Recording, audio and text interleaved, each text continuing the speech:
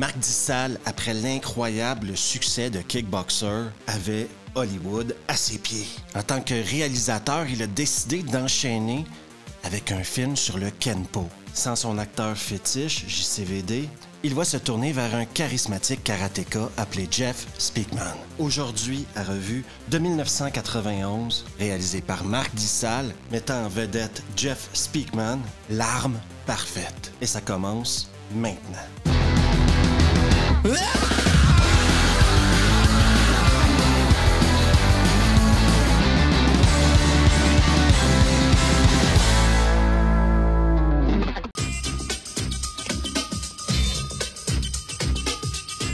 Le film commence par un mec qui travaille sur un chantier et quand il a fini son corps de travail, eh bien, il rentre à la maison faire des katas dans sa chambre. Genre 3 minutes de kata. En tout cas, des katas tout le long du générique. Quand il a fini ses katas, eh bien, il va appeler son pote Kim. Il appelle Kim au mauvais moment parce que Kim est en train de se faire extorquer par la petite mafia locale. Vous devriez avoir plus d'égard pour l'organisation. Kim. Maintenant, on tombe en mode flashback. On nous montre que quand Jeff était jeune, sa mère est morte et ça lui a joué dans la tête un peu. Il est donc devenu un peu un adolescent trouble. Le père de Jeff, qui voulait l'envoyer à l'école militaire, a plutôt écouté les conseils de son pote Kim, qui lui a dit « Tu devrais l'envoyer dans une meilleure école que l'école militaire, l'école du Kenpo, une école vieille de 2000 ans. » Mais c'est quoi le Kenpo? Une force qui peut paralyser n'importe quel attaquant. Que pourrais-tu me dire d'autre sur le Kenpo? Le Kenpo peut être le plus meurtrier des arts martiaux. Et on comprend, à travers toutes les années où Jeff a pratiqué le Kenpo, qu'il est devenu une bête, quoi. Et au lycée, il y a eu des petits soucis avec les joueurs de foot merdeux. Et il va bien le déglinguer.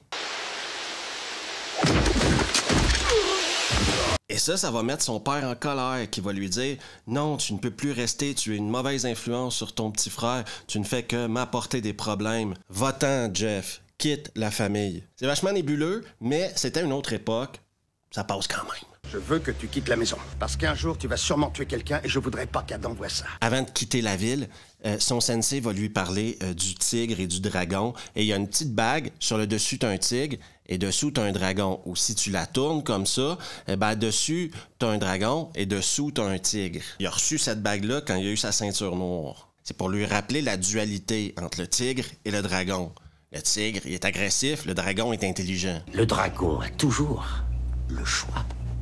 Fin des flashbacks, et maintenant, Jeff se pointe chez Kim. Oui, parce qu'il était inquiet après le téléphone. Vous vous souvenez du téléphone de tantôt? Ça tombe bien parce que le gang des Points d'Or est en train d'essayer d'extorquer Kim. Baston?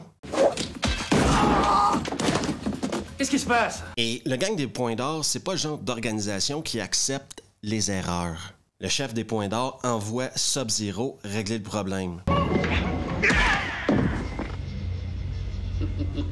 Oui, je vais l'appeler Sub-Zero tout le long de la vidéo parce que j'ai déjà trop utilisé le nom Tanaka dans toutes les vidéos que j'ai faites sur Revue. J'ai nommé le professeur Sub-Zero!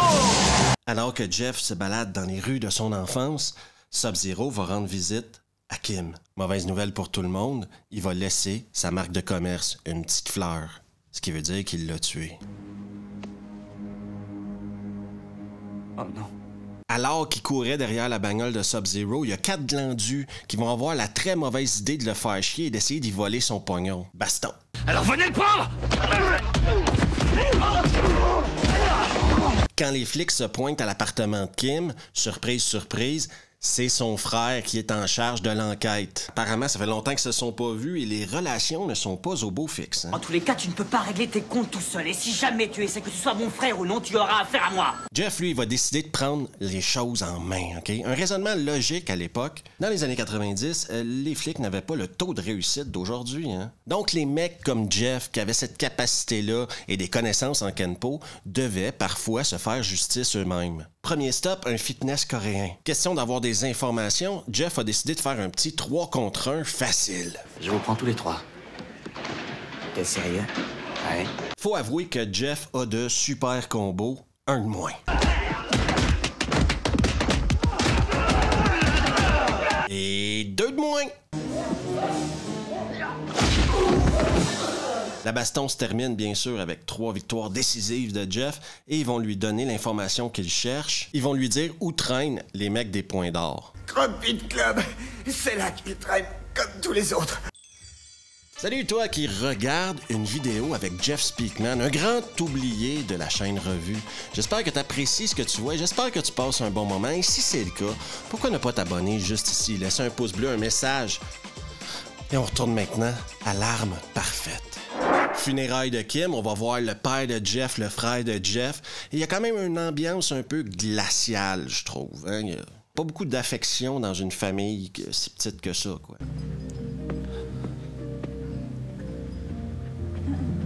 Donc, maintenant, c'est le temps de continuer son enquête. Il va au croque-pit, là où traînent les points d'or. Pourquoi ça s'appelle le croque-pit, dites-vous? Eh bien, c'est parce qu'il y a un crocodile dans le bar. Sans aucune surprise, baston. Qui a tué Kim? Va te faire foutre! Mais Jeff n'a pas encore le niveau de dragon. Il va se faire prendre par derrière et se faire mettre KO. Sub-Zero va le choper et va être sur le point de le tuer quand un mec dans le fond va dire non. Non! La scène qui suit, c'est un mec qui pose sa limousine juste à côté de Jeff et qui lui dit de monter. Il lui dit qu'il y a des informations sur les 4 chefs de la mafia coréenne et il sait exactement qui a tué Kim. Le commanditaire peut être Yeme, Otoko ou Wassam. Bon, faut pas avoir 150 de QI pour comprendre ce qui se passe présentement. Le chef avec qui Jeff parle, c'est Yang. Yang, c'est lui qui a fait tuer Kim. Et maintenant, Yang, ce qu'il veut faire, c'est utiliser Jeff pour tuer les autres chefs de la mafia coréenne et ainsi devenir le seul et unique chef de la mafia. Il l'en va tuer Wooza, qui lui habite au dernier étage d'un hôtel. Par chance pour nous, le subterfuge ne va pas fonctionner et Jeff va discuter avec Wooza et Wooza va mettre l'église au milieu du village pour Jeff. Young ne risque rien, pas de preuves, pas de témoins, à part cet étranger naïf qui est comme l'arme parfaite. Jeff a maintenant un nouvel objectif, tuer Yang. Et pour arriver à tuer Yang, eh bien, il va demander l'aide à son frère, le policier. Et là, ils vont avoir un visuel sur Sub-Zero. Poursuite.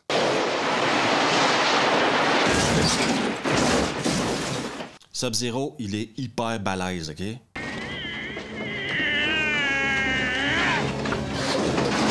Sub-Zero, il est hyper dangereux, OK?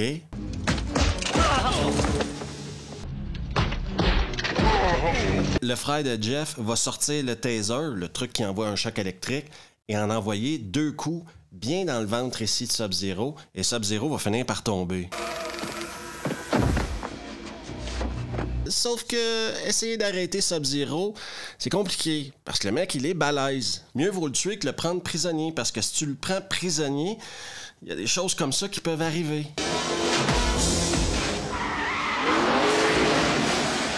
Bon, à l'hosto, Jeff et son frère ont une conversation à cœur ouvert. On prend le temps de se pardonner. On décide de continuer d'avancer dans la vie et de ne pas vivre dans le passé. Mais Jeff, lui, est sur l'autoroute de la vengeance et il va pas arrêter tant que Yang sera pas mort. C'est le temps pour Jeff de préparer l'assaut final et il n'y a rien comme frapper sur un canapé en cuir pour se chauffer. Première étape, saut à la perche. Qu'est-ce que... Étape 2, fumer du glandu.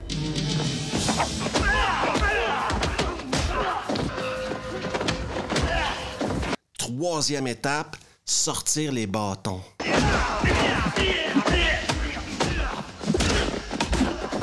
Quatrième étape, répondre à des questions stupides. Est-ce que tu es plus rapide qu'une balle? D'après toi, est-ce qu'il est plus rapide qu'une balle? Maintenant, on a le droit à une confrontation entre Yang et Jeff. Ou un châtiment à la mesure du crime. Jeff va démontrer de la pitié et décider de ne pas tuer Yang. Sauf que Yang, lui, quand Jeff va lui tourner le dos, il va essayer de le poignarder, mais il va choper ses bâtons. Interrompu par Sub-Zero, c'est maintenant l'heure du duel final entre Sub-Zero et Jeff.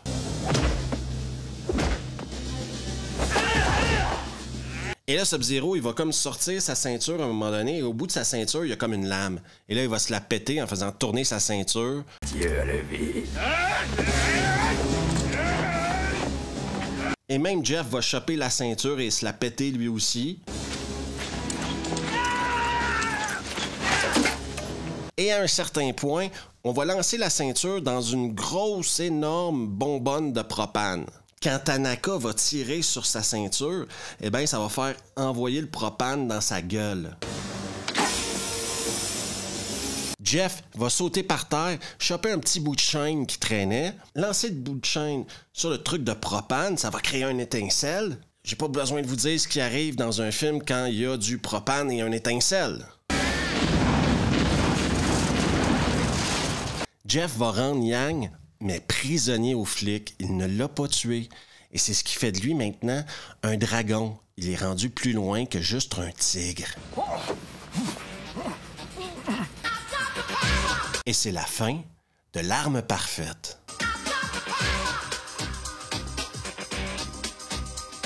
Avant de rentrer plus en profondeur sur mon opinion sur le film, je veux juste vous dire ceci. Jeff Speakman avait un contrat de 2 films avec Paramount. L'arme parfaite et la suite de L'arme parfaite. Et la suite de L'arme parfaite 2, c'était un flic qui se battait contre un terroriste.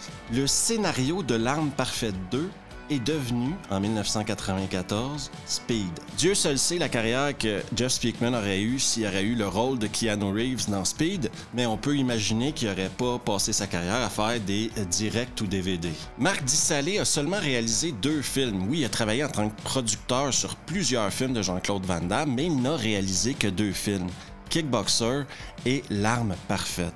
Et laissez-moi vous dire un truc. Un des secrets de ce film-là, c'est la qualité des combats. Et Marc Dissal, apparemment, c'est exactement ce qu'il fait quand il filme des combats. Je dirais même que les combats au bâton avec Jeff Speakman sont super intéressants et il amène quelque chose qu'on voyait pas souvent à l'époque, des gestes hyper rapides, que ce soit avec ses poings ou avec les bâtons.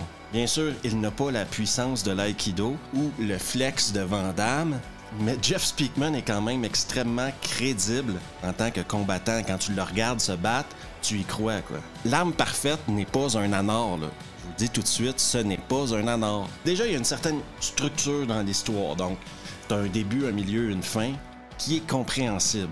Ensuite, Jeff Speakman est bon dans ce qu'il fait, quoi. Les scènes de combat sont super bien filmées. Jamais est-ce que l'histoire tourne en rond. À chaque scène de combat fait avancer l'histoire. C'est un film duquel j'avais très peu de souvenirs et quand je l'ai revu cette semaine, ben, je me suis rendu compte que je l'aimais beaucoup à l'époque et je l'aime encore beaucoup aujourd'hui, quoi. Je vous dirais même qu'il a très bien vieilli, ce film-là, comparé à d'autres films de l'époque.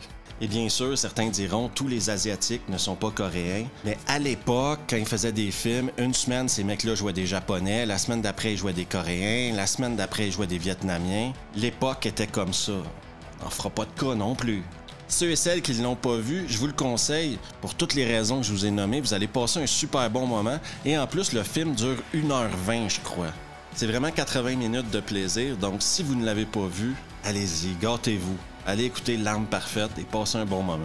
Merci à tout le monde d'avoir pris le temps d'écouter la vidéo et merci à ceux qui se sont abonnés dernièrement. Merci 1000 fois. Pour ceux qui ne sont pas encore fait, vous pouvez le faire juste ici. Laissez un pouce bleu, un message, partagez la vidéo avec vos potes et on se revoit la prochaine fois.